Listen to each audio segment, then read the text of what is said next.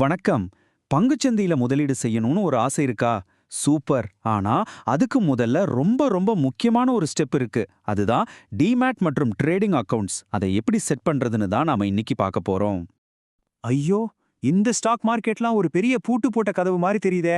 எங்க ஆரம்பிக்கிறதுனே புரியலையேன்னு உங்களுக்கு தோணுதா? கவலையே படாதீங்க.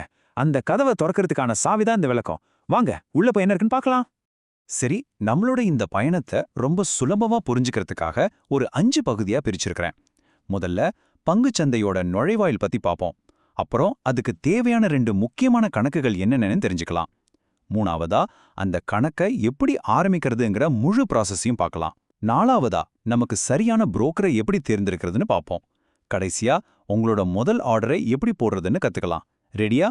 வாங்க முதல்ல இருந்தே ஆரம்பிப்போம். ஓகே. பங்குச்சந்தைங்கிற இந்த உலகத்துக்குள்ள நாம சும்மா நடந்து போயிட முடியாது. உள்ள நுழைய நமக்கு ஒரு ஸ்பெஷல் பாஸ் வேணும். அந்த பாஸ் அது வேற ஒண்ணும் இல்ல, ரெண்டே முக்கியமான அக்கவுண்ட்ஸ் தான். இந்த டிமேட் மற்றும் ட்ரேடிங் கணக்குகளை சிம்பிளா சொல்லணும்னா பங்குகளை வாங்க, விற்க, பத்திரமா வச்சுக்க, இது எல்லாத்துக்கும் தேவையான ஒரு டூல் கிட் மாதிரி நினைச்சுக்கோங்க. இதுதான் உங்க மொத்த முதலீட்டு பயணத்துக்கும் அஸ்திவாரம். சரி, இப்ப இது ரெண்டும் எப்படி சேர்ந்து வேலை செய்யுதுன்னு பார்க்கலாம் வாங்க. நிறைய பேர் டிமேட் ட்ரேடிங் அக்கவுண்ட்னு ரெண்டையும் சேர்த்து தான் சொல்லுவாங்க. நாமளும் அப்படிதான் கேள்விப்பட்டிருப்போம். ஆனா உண்மையில இது ரெண்டும் ரெண்டு தனித்தனி வேலைகளை செய்து ரெண்டுமே ரொம்ப ரொம்ப முக்கியமான வேலைகள். இதுல என்ன குழப்பம்னு நீங்க நினைக்கலாம்.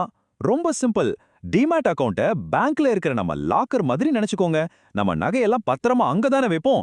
அதே மாதிரி நீங்க வாங்குற பங்குகள்லாம் இந்த டிமேட் லாக்கர்ல பத்திரமா இருக்கும். சரி, ட்ரேடிங் அக்கவுண்ட்னா என்ன?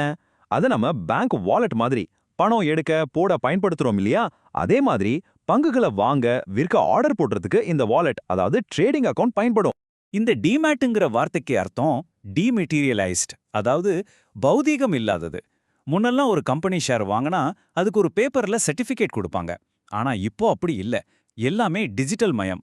நீங்க வாங்குற பங்குகள், பாண்டுகள் எல்லாமே உங்க டிமேட் அக்கவுண்ட்ல ஒரு எலக்ட்ரானிக் ஃபார்மேட்ல பத்திரமா இருக்கும். இதுதான் உங்க முதலீடுகளுக்கான டிஜிட்டல் பெட்டகம். அடுத்து ட்ரேடிங் அக்கவுண்ட். இது ஒரு பாலம் மாதிரி. உங்க பேங்க் அக்கவுண்ட்டையும் உங்க டிமேட் அக்கவுண்ட்டையும் இதுதான் இணைக்குது. நீங்க பங்குச்சந்தையில இந்த ஷேரை வாங்க போறேன் அல்லது இதை விற்க போறேன்னு ஆர்டர் போடுறீங்க இல்லையா? அந்த வேலையை செய்யறதுக்கு இந்த ட்ரேடிங் அக்கவுண்ட் தான் வேணும். ஓகே, இப்போ டிமேட் அக்கவுண்ட்னா என்ன, ட்ரேடிங் அக்கவுண்ட்னா என்னன்னு நமக்கு ஒரு தெளிவு கிடைச்சிருச்சு. அடுத்த கேள்வி, சரி இதெல்லாம் எப்படி ஓபன் பண்றது?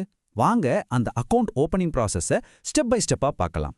இப்ப இந்த ப்ராசஸ் ரொம்பவே சுலபமாயிடுச்சு. பெரும்பாலும் எல்லாமே ஆன்லைன்ல தான். முதல்ல ஒரு நல்ல புரோக்கரை தேர்ந்தெடுக்கணும். அப்புறம் அவங்க கொடுக்குற அப்ளிகேஷன் ஃபார்மை நிரப்பணும். அடுத்து ரொம்ப முக்கியமான ஸ்டெப் KYC வெரிஃபிகேஷன். அதை முடிச்சதும் ஒப்பந்தத்துல கையெழுத்து போட்டுட்டீங்கன்னா அவ்வளவுதான், உங்க அக்கவுண்ட் டீடைல்ஸ் உங்க கைக்கு வந்துரும். இந்த KYC, அதாவது நோ யோர் கஸ்டமர் வெரிஃபிகேஷனுக்கு சில டாக்குமெண்ட்ஸ் தேவைப்படும். உங்க பான் கார்டு கண்டிப்பா வேணும். முகவரி சான்றுக்கு ஆதார் கார்டு. உங்க வருமானத்தை காட்டுறதுக்கு லேட்டஸ்ட் சேலரி ஸ்லிப் அல்லது ITR ஃபைல். அப்புறம் உங்க பேங்க் ப்ரூஃப்க்கு ஒரு கேன்சல் செக் அல்லது பேங்க் ஸ்டேட்மெண்ட். கடைசியா ஒரு வெள்ளை பேப்பர்ல உங்க கையெழுத்து. இதை எல்லாத்தையும் ரெடியா எடுத்து வச்சுக்கிட்டீங்கன்னா ப்ராசஸ் ரொம்ப வேகமா முடிஞ்சிடும்.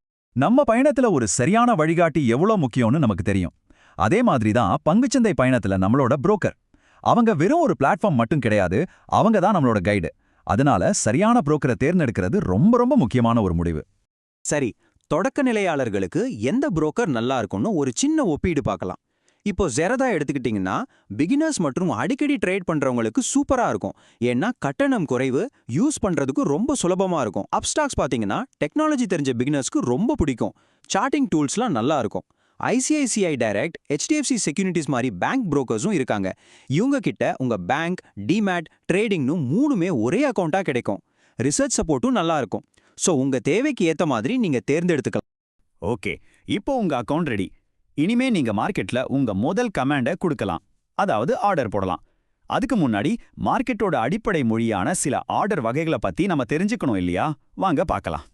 முதல்ல மார்க்கெட் ஆர்டர். இது ரொம்ப சிம்பிள். ஒரு பங்கை உடனடியா அந்த நேரத்துல சந்தையில என்ன விலைக்கு கிடைக்குதோ அந்த விலைக்கு வாங்கவோ விற்கவோ சொல்றது தான் இது. எனக்கு இந்த ஷேர் வேணும், என்ன விலையா இருந்தாலும் பரவாயில்ல, உடனே கொடுங்கன்னு சொல்ற மாதிரி. இதுதான் ட்ரேட் பண்றதுக்கான வேகமான வழி. அடுத்தது லிமிட் ஆர்டர். இதுல கண்ட்ரோல் உங்க கையில இருக்கும். நான் இந்த பங்கை குறிப்பிட்ட இந்த விலைக்கு வந்தா மட்டும்தான் வாங்குவேன், அதுக்கு மேல ஒரு பைசா கூட கொடுக்க மாட்டேன்னு நீங்க விலை நிர்ணயம் பண்ணலாம். அதே மாதிரி விக்கிறப்பவும் இந்த விலைக்கு மேல போனா மட்டும்தான் விப்பேன்னு சொல்லலாம். நீங்க சொன்ன விலை வந்தா மட்டும்தான் இந்த ஆர்டர் எக்ஸிக்யூட் ஆகும். மூணாவதா ரொம்ப முக்கியமான ஒன்னு ஸ்டாப் லாஸ் ஆர்டர். பேரை கேட்டாலே தெரியுது இல்லையா, நம்மளோட நஷ்டத்தை அதாவது லாஸஸ நிறுத்துறதுக்கான ஆர்டர். இது ஒரு சேஃப்டி நெட் மாதிரி. நீங்க வாங்கின ஒரு பங்கு விலை குறைய ஆரம்பிச்சா ஒரு குறிப்பிட்ட லெவலுக்கு கீழே போனதும் தானாவே வித்துடும். இது மூலமா பெரிய நஷ்டத்திலிருந்து நம்மள பாதுகாத்துக்க முடியும். அவ்வளோதாங்க. இப்போ நீங்க வர்த்தகம் செய்ய தயார். பங்குச்சந்தை பயணத்தை ஆரம்பிக்க தேவையான மேப், சாவி, அடிப்படை மொழி எல்லாமே இப்போ உங்க கையில இருக்கு. அக்கவுண்ட் ஆரம்பிக்கிறதுல இருந்து முதல் ஆர்டர் போடுற வரைக்கும் எல்லாத்தையும் வெற்றிகரமா கத்துக்கிட்டீங்க. பங்குச்சந்தைங்கிற நுழைவாயில் இப்போ உங்களுக்காக திறந்திருக்கு. உள்ள ஒரு பெரிய உலகம் காத்துக்கிட்டு இருக்கு. சரி சொல்லுங்க, உங்களோட முதல் முதலீடு என்னவா இருக்க போகுது? யோசிங்க. இந்த விளக்கத்தை பார்த்ததுக்கு ரொம்ப நன்றி.